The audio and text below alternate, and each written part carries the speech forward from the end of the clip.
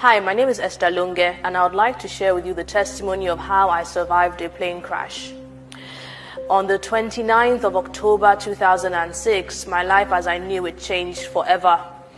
I was in Abuja waiting for a return flight to Sokoto, where I was serving as a youth corper in the Federal Airport Authority of Nigeria, FAAN. I was a duty flight announcer, which sounds more glamorous than it actually was.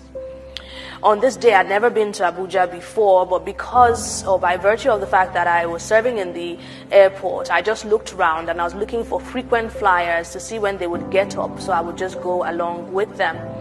As we came out of the airport, about to board the plane, the northern heat gave way to torrential rain. And I remember thinking to myself that, can the pilot fly in this weather? But then I also thought to myself that they probably don't cancel flights every time that it rains. And so we got on board. Now, I used to joke with myself that, patience was not one of my virtues. And so I really liked to sit at the front of the plane. But on this day, it wasn't an option because the flight was full. And so they had given me a seat in the middle. And so there I was contemplating where my seat was. And then I heard somebody call my full name at the time, Esther Kema Amoda. And I wondered who knew me on that flight.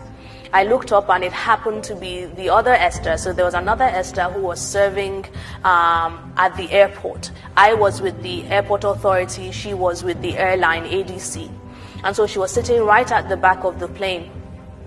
And so normally for someone who was already uncomfortable sitting at the middle of the plane, it was very unusual for me to go and say hi to her at the back of the plane, and not just say hi, but actually sit down beside her.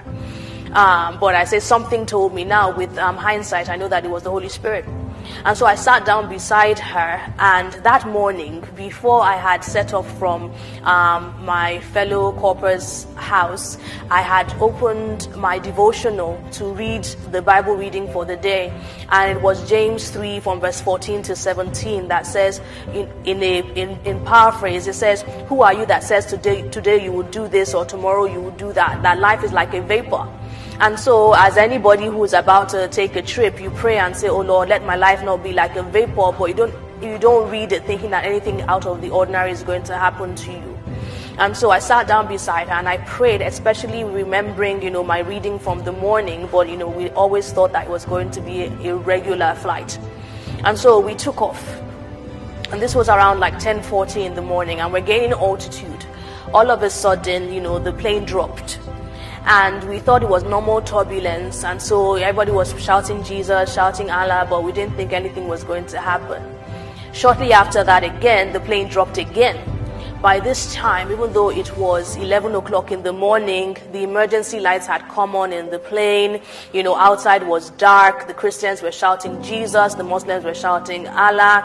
Children were crying. It was a little bit of mayhem. But still, we thought it was just really bad turbulence, and we're waiting for the pilot to regain control of the plane. Shortly after, I look out of the window, and for lack of a better way to describe it, I hear a loud bow. I look back in front of me, and I'm sitting exactly the way I was sitting in the air, just that in front of me now was grass. The plane had crashed. Now, people ask me, did you black out? What happened? And I always say to them that before that day, I believed in God, but that day I believed in the power of angels, because literally the same way I was sitting in the air is how I was landed on the ground. And you would say, okay, maybe all of us that were in that, segment of the plane, that's how we landed, but that wasn't true, because Esther, who was sitting beside me, the impact of the crash flung her somewhere else. And so it was like a dream. People always ask me, how did it feel? And I say it felt a little bit like a cartoon where you're like, I'm okay, I'm okay, I'm okay. But I did not know where I was, and I wasn't quite sure what was happening. And so because I like to travel light, I had my hand luggage under my seat, and it was still there, thanks be to God. At the time I had the Motorola Razr. I don't know if you remember that phone. So the clip was in my belt hole, and the phone was on the side. Picked up the phone, put it back in the clip, and then I started to feel my way out of where I was.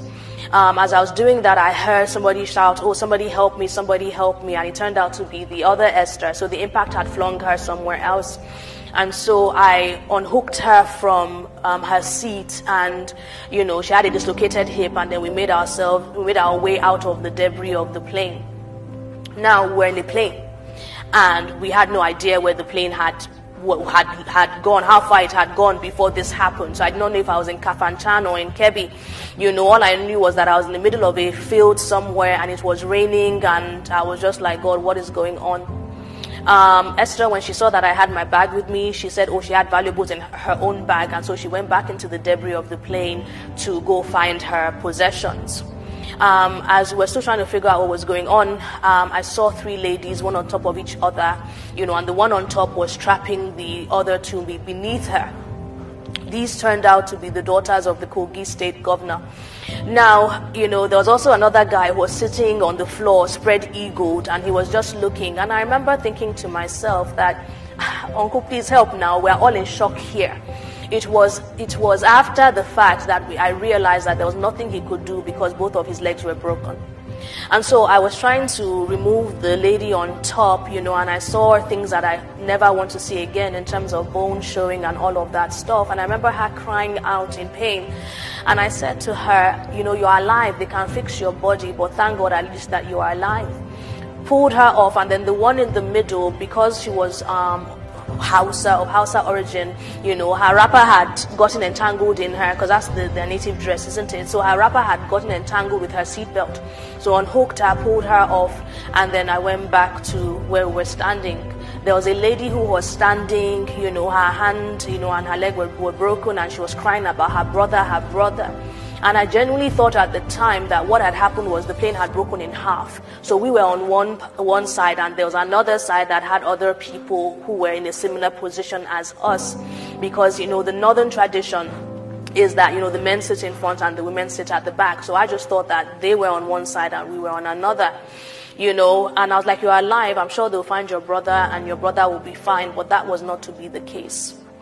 Shortly after, we saw villagers come out, and we realized then, because of what they had said, that the plane had crashed outside of the airport. But the people in the airport did not know that the plane had crashed just outside. And so the villagers ran into the airport to let them know that the plane had crashed, and also to find transportation for those of us that were able to walk. And so they came with a pickup truck to take me, the other Esther, and this Hausa lady that was crying for her brother, because we were the 3 that could actually walk on foot. So they took us in the pickup truck, and it was probably one of the worst rides of my life, because we're in the jarring, muddy field, and I just kept getting bumped about. And we got to the airport hospital, and I had an irrational desire to be as far away from the airport as possible. Because I got to the airport and it was mayhem. They were bringing in dead bodies. It was just crazy. And so I called my friends who had literally dropped me an hour or so before, and I said, this is what has happened. Please come and get me. I need to be out of here. And so they came to pick me up and took me to a private hospital, where the first thing that they did was to put me on a morphine drip because I had a banging headache. I remember one of my friends calling me, and I made small talk with her because I didn't necessarily want to let her know that I had just been in such an accident. I remember also my mother calling me, and my mother did not know I was on the plane, and so she said, I heard that there's something happening, a plane that was bound for Sokoto crashed in Abuja. The airport must be crazy. And I said, yeah, the airport is crazy. I couldn't tell her that, her daughter was on that flight. And so I stayed in the airport, in the hospital, taking the drip and everything. But then it became apparent that I would have to go to the military hospital where the survivors were being kept, so that they would not think that I had died and they just didn't find my body. And in fact, earlier Wikipedia entries say, Esther Amoda, one of the plane crash survivors deemed dead, now alive. And so I went to the military hospital where they were keeping the survivors. And just to put it in context, of the 105 people that were on the plane, only 9 survived. And of the 9 that survived, only 1 didn't have any injuries, and that was me, to the glory of God. And so I was in the military hospital, and I was kept there for 3 days to make sure that I did not have any internal injuries, which I did not. And so the next morning, I wake up about 4 a.m. and CNN, is carrying the story, and I see what happened. I see the part of the plane that survived, and I am weeping, I am in tears. Because if you remember, I said I thought that the plane had broken in half, but that was not what had happened. In fact, the only part of the plane that survived was the tail end of the plane, and literally where the mouth of that, the part that survived hit the floor is where I was sitting. And I wept. I remember a nurse saying, "Why are you crying? You should be happy that you're alive." I'm like, that's why I'm crying. I'm crying because, I'm happy that I'm alive. And the ADC people, when they came on their courtesy visit, they said literally that was the only part of the plane that was intact. Everything else was broken pieces and broken bodies, and it was very overwhelming. And so I was there, and the question now became, okay, Esther, you are in Abuja now. Are you going to go back to Sokoto, which is 9 hours by road, or are you going to go back to Lagos, which is also 9 hours by road? Well, my mom made the decision for me. She's like, are you crazy? You're coming back home to Lagos. Okay. So the next question was, okay, how are you going to get back? I was ready to come back by road, but I remember a friend of mine saying at the time, he worked in Virgin Nigeria, and he said, the Lord did not save you on Sunday to kill you on Wednesday. You will come back by air. And I say that that's probably one of the singular decisions that actually cured me, or started to cure me, of my fear of flying, because I had to get on a plane so quickly after. And so on Wednesday, I'm super excited to be coming back home. I'm just, in high spirits just to leave the hospital. And I get to the airport. The airport manager comes to see us, and he takes us on the tarmac to see the plane. And I start to weep. I am weeping. And the pilots, they try to reassure me, that they're going to do a great job and make us land safely. And so they asked me, do you want to sit in the cockpit with us? And I said, do I look like I'm crazy? I'll be at the back of the plane. You just drive us safely. And so for the 45 or 50-minute ride, I held on to my flatmate at the time, and I held on to a random stranger, and I was just weeping through the flight. At the end of the flight, the pilots say, we want to dedicate this flight to Esther Moda, one of the survivors of the ADC plane crash. And so the people on the plane said, oh, who is that? And they said, no wonder, because I'm sure up until then, they probably thought I was a village girl who had never been on a plane before, hence the tears, and there was clapping, there was rejoicing, people were trying to take my picture, trying to put money in my hand, telling me they're going to write books and all of that stuff, and it was just a surreal experience. Now, when people see the trajectory of my life now, they think that, of course, it makes sense that this is the kind of life you'll be living, one that is, bringing a message of hope and almost like serving and dedicated to God. But that was not the case. In fact, for 2 years after the plane crash, I had survivor's guilt. So I was depressed because I did not understand why God would give me such a phenomenal gift. I did not think that I deserved it. There were people that were more deserving on the plane. That was the same flight that the Sultan of Sokoto, his son and his grandson, died on. I knew deacons in my church and deaconesses, growing up, who were on that same flight and had died. In fact, there was a mother with 4 children who both her and the children died. And so I didn't really feel like I deserved this great gift that God had given to me. It wasn't until November 2008 where I got, my healing from the depression, and where God said to me that I've saved you for a life eternal, then you can accept the gift of me saving you in this life with all its wars and rumors of wars. But why am I sharing this story now? Over the last couple of months, in the last year, I have sensed that God has been calling me to serve my country. And it's that thought and the call actually gave me the most sorrow, because for me, I was like, how would you ask me to serve a country that literally tried to kill me? Because in the space of 18 months, there were 6 plane crashes, and nothing was done, either by the Minister of Transport at the time or anything to actually say, let us do an overhaul.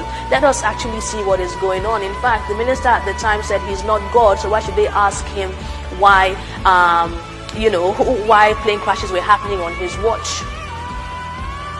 But in the last 1 year, the Lord has said, I need to serve your country. If you know anything about what is happening in our nation right now, you know that we need hope more than anything else.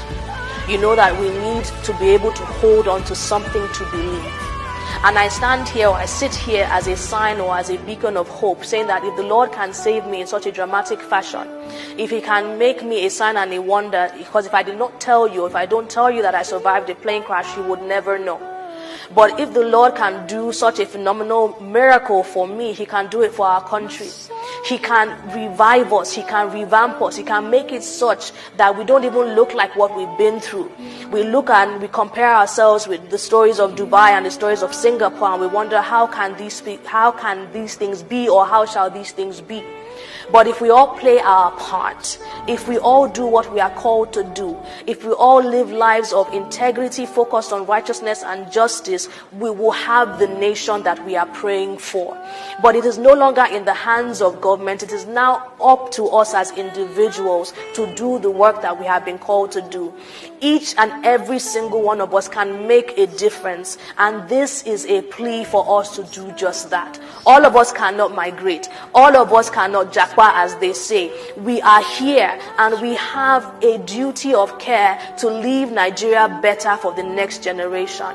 I hope this is inspiring you to not just hear my testimony and thank God for my life, but to look inwards and say, as a Nigerian, could it be that I am called to be Nigerian for such a time as this? Thank you so much for listening, and God bless you.